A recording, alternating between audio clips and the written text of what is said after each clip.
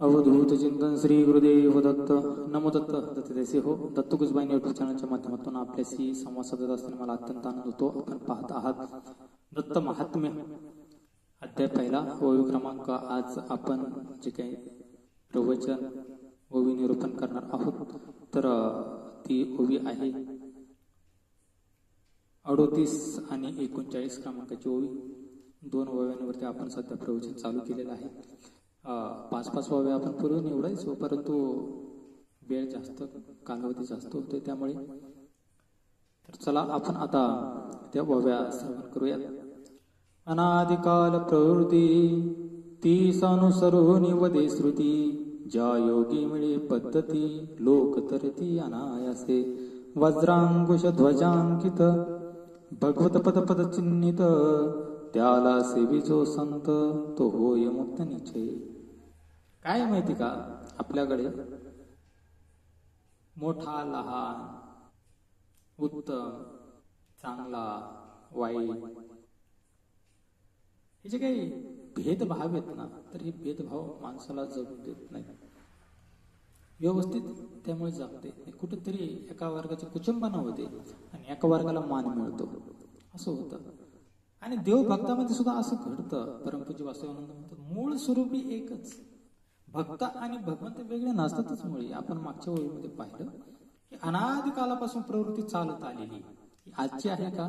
नाही. अनादिकालापासून भेदभाव, अनादिकालापासून 30 अनुसरून वदे श्रुती, ज्या योगी मिळे पद्धती लोक तरती अनायासे.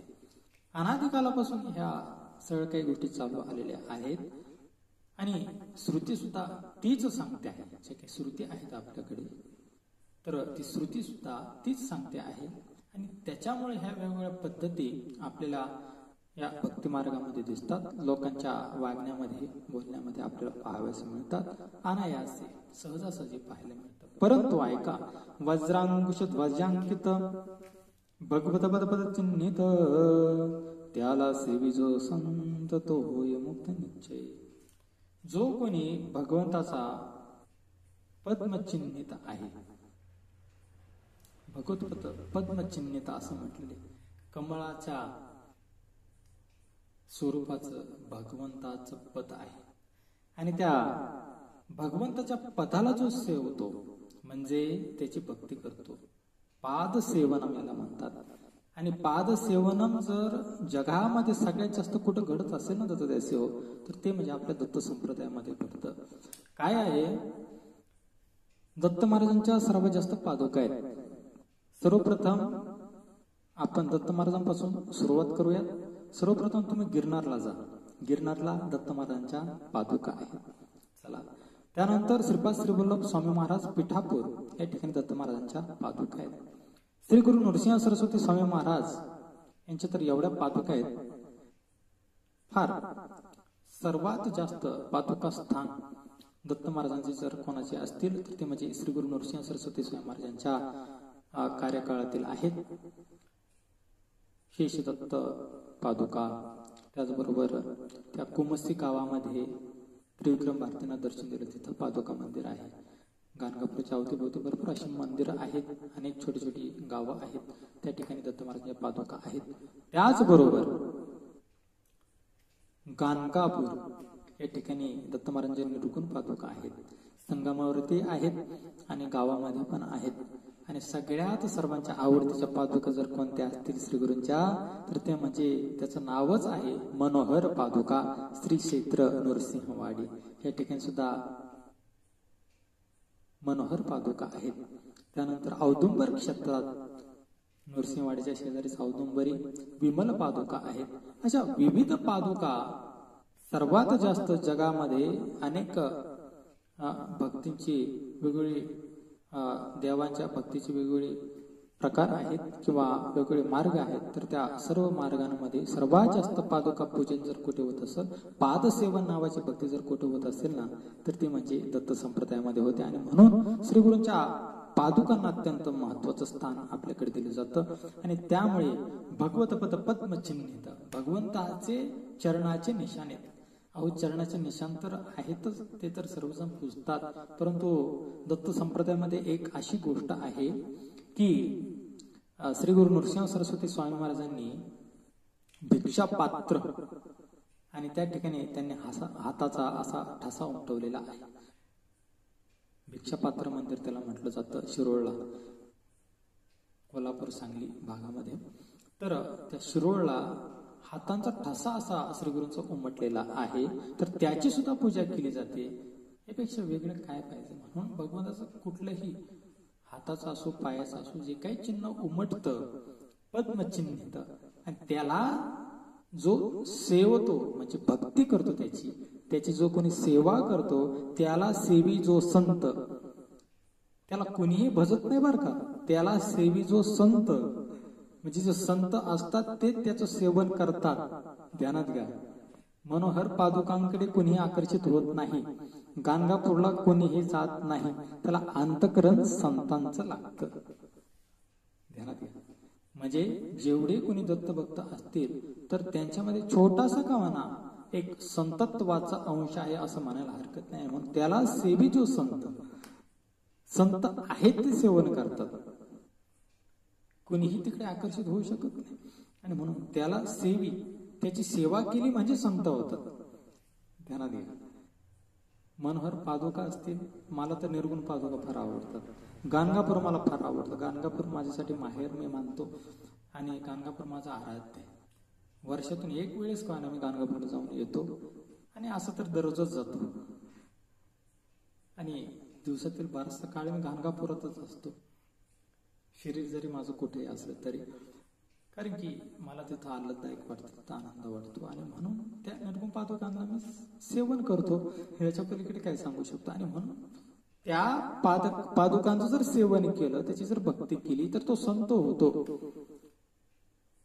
आणि जे संत वृत्तीचे असतात तेच तिकडे आकर्षित होऊ शकतात. नाही तर ते काय म्हणतील, आहे पादुका आहेत. गाणगापुरात सुद्धा बऱ्याचशा लोकांना त्याची किंमत कळत नाही. जिथं असतं तिथं पिकलं काय म्हणतात ना, जिथं पिकतं तिथं विकत नसतं. त्या पद्धतीने अनेक तीर्थक्षेत्र आहेत आपल्याकडे, त्यांना त्याचं काही एवढी विशेष वाटत नाही. परंतु ज्या वेळेस त्याचं महात्म्य, त्याची अनुभूती लोक घेतात आणि बाहेरून येतात, असं श्रीगुरूंच्या कार्यकाळात तर होतच. परंतु श्रीगुरूंच्या नंतर आतुरशे स्वरूपात जे काही कार्य सध्याच्या काळात चालू आहे, तर त्या काळात म्हणजे आताच्या वास्तव जीवनामध्ये सुद्धा आपण त्याचा अनुभव घेतो. आणि म्हणून त्याला सेवी जो संत, त्या भगवंताच्या चरणांचं जो सेवन करतो, पाद सेवन त्याला म्हणतात, भक्ती करतो, तर तो संत वय मुक्त निश्चय मुक्त होतो, तो जीवनमुक्त. आनंद आनंद काही घडो जीवनामध्ये, त्याला काही एवढं टेन्शन वाटत नाही. काही काही जण म्हणतात फार टेन्शन आहे जीवनामध्ये, क्या तूने कमाया था, क्या तूने लाया था, क्या तूने काय गमावलंस तू, काय आणलं होतंस तू आणि काय नेणारच तू. ही 3 वाक्य म्हणा, टेन्शन तुमचं पळून जाईल. आजच्या प्रवचनातील हे 3 वाक्य ध्यान ठेवा. काय तू आणलं होतंस, काय तू कमावलं होतंस, काय तू घेऊन जाणार आहेस, काय तू गमावून बसलायस असं. अरे देवाने एवढं भगवंताचं भजन करण्यासाठी शरीर दिलंय, एवढं चांगला देह दिलाय, हसत खेळत जागा चालूच आहे. जन्म आहे, मरण आहे, दुःख आहे, सुख आहे. ह्या जीवनाला पशु पक्ष्यांपासून मानवापर्यंत सगळ्यांना ह्या गोष्टी आहेत. हे जगाचा नियम आहे. एखाद्या ठिकाणी आपण जर नोकरीला गेलो, त्या ठिकाणी काहीतरी प्रोसेस असते, प्रणाली बनवलेली असते आणि त्यानुसार आपल्याला जगावं लागतं. प्रोसेस जर फॉलो नाही केली तर जॉब सुद्धा आपला जाऊ शकतो. हे सगळ्यांना माहिती आहे. अरे मग हे जीवन म्हणजे दुसरं काय आहे. भगवंताचं ही फार मोठी सृष्टी, म्हणजे एक प्रकारचा एक जॉबच आहे. यासाठी यामध्ये येत असताना आपण कर्म करण्यासाठी या ठिकाणी आलेलो आहोत. आणि या ठिकाणी त्याची ती प्रोसेस आहे, त्याची ती प्रणाली, कोणाला सुख द्यायचं, कोणाला दुःख द्यायचं. पूर्वीच्या काळामध्ये असं गाडग्यावर गाडगे मांडलेले असायचे पहा. आणि काय व्हायचं, त्या गाडग्यामध्ये अनेक धान्य वगैरे ठेवलेलं असायचं, अनेक डाळी वगैरे त्यात ठेवलेल्या असायच्या. तर काय होतं, ती उतरण त्याला म्हणायची पूर्वीच्या काळात, उतरण गाडग्यांची. तर ती उतरण सगळ्यात वरचं जे गाडगा असायचं नाही, एकदम छोटा असायचं. पण काही काही ना फार पोरं आजपळ असायची पूर्वीच्या काळात. काय करायचे, ते उतरण अशी मांडलेली गाडग्यावर गाडगे, गाडग्यावर 7-8 गाडगे. एखादा अवखळ मुलगा जे बुडातलं गाडगे तेच ओढून घेणार. वरचे सगळे गाडगे पडले का त्यातले काही फुटायचे, काही खराब व्हायचे, तर याला फार आनंद वाटायचा त्या काळी. भगवंत तसाची थोडीशी मजा करतो, गाडीवर गाडगे चढून देतो, एखादं गाडगं काढून घेतो, त्यालाही मजा वाटते. आणि काय गाडगी रचण्यात जो अनुभव द्यायचा असतो ना भगवंताला, किंवा जी व्यस्तता द्यायची असते ना भगवंताला, ते आपल्याला कळत नाही आणि म्हणून आपण दुःखी होतो. जीवन व्यस्त पाहिजे. जीवन खाली म्हणतो शैतान का घरे, असं आम्हाला शिकवलं जायचं पूर्वी शाळेत. रिकामं मन काही कामाचं नाही. त्याच्यामुळे व्यस्त जीवन जगा. आणि भगवंत तीच कला करतो की कधी सुख देतो, कधी दुःख देतो. परंतु हे देत असताना भगवंत आपल्याला सोडत नाही, सहारा देतो. त्याच्या सहाऱ्याशिवाय तुम्ही क्षणभर सुद्धा जगू शकत नाही, सेकंदभर सुद्धा तुम्ही जगू शकत नाही. त्या परमपिता परमेश्वर परब्रह्माचे तुम्ही त्या ठिकाणी आभार माना की आजपर्यंत, आज मी रात्री जर झोपलो तर सकाळी जर उठून पाहिलं तर माझा श्वास चालू आहे. ह्यापेक्षा भगवंताचा अजून काय तुमच्यावर कृपा पाहिजे, काय भगवंताने तुम्हाला द्यायला पाहिजे की अरे तुम्ही जिवंत आहात, सकाळी उठलात तर. यापेक्षा अजून काय द्यायला पाहिजे भगवंताने. म्हणून त्या भगवंताचे पदचिन्हित, पद्मपद चिन्हित असं म्हटलं, त्या भगवंताचे चरण धरा, त्याला म्हणा अरे धन्यवाद द्यावा, आजचा दिवस दाखवलाच तू. नाहीतर काही काही माणसं झोपली तशीच कायमचे झोपतात, उठतच नाही. अहो आत्ता चांगला होता, गेला, राम नाम सत्य, हे लगेच डबड्यावाल्याला बोलवा, तयारी करा, कोणी माड आणा, कोणी बांबू आणा, कोणी काय आणा, लगेच चालू होऊन जातं. काही काहींचं असं होतं ना अचानक. तर त्या पद्धतीने भगवंताने तुम्हाला जीवन दिलंय, तर त्या भगवंताचे चरण धरा. चरण कशामुळे धरायचे की चरण धरले तर भगवंत कुठं हलणार नाही. हा तुम्ही कुठलाही प्राणी घ्या, शिकार करत असताना आधी त्याचे पाय पकडले जातात, आणि एकदा पाय पकडले ना मग तो अजिबात हलत नाही, डुलत नाही, काय नाही, काय नाही, काय नाही, काहीच करू शकत नाही. आणि म्हणून भगवंताचे एकदा जर पाय पकडले ना तर भगवंत हलत नाही, डुलत नाही. तो अगदी घट्ट करतळे आवळा तैसा हारी, माऊली म्हणतात. आवळा जसा असा हाताच्या मध्यभागी जर धरला आणि असा आवळला ना, तो कुठं हलू डुलू शकत नाही. असा बोटामध्ये धरला तर कुठेतरी हारेल, पडेल. पण करतळे आवळा तैसा हारी, तर भगवंताला तसं पकडा. आणि म्हणून हा भगवंत जर आमच्याकडे जर पूर्ण स्वरूपाने जर यायचं असं जर आम्हाला वाटत असेल तर त्याचे तुम्ही चरण पकडा.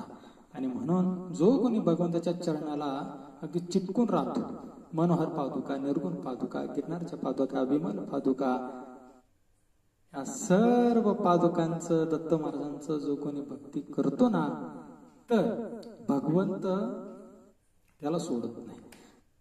सोडत नाही म्हणजे तशी सोडत नाही बरं का, ध्यानात. सोडत नाही म्हणजे त्याला असं वाऱ्यावरती सोडत नाही असं मला म्हणायचं. तर त्याची पाठीराखी, भिवू नकोस मी तुझ्या पाठीशी असं म्हणतात. योगक्षेमा वाहम्यम असं ते म्हणतात.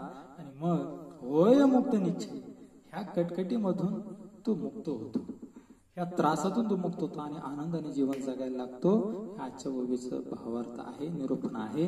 आणि ही पादसेवन अशी भक्ती आहे की भगवंताच्या चरणांची भक्ती करा, तुम्ही आनंदी व्हाल. जीवन काय ते कळेल, भगवंताची कृपा होईल. अवधूत चिंतन. श्री गुरुदेव दत्त.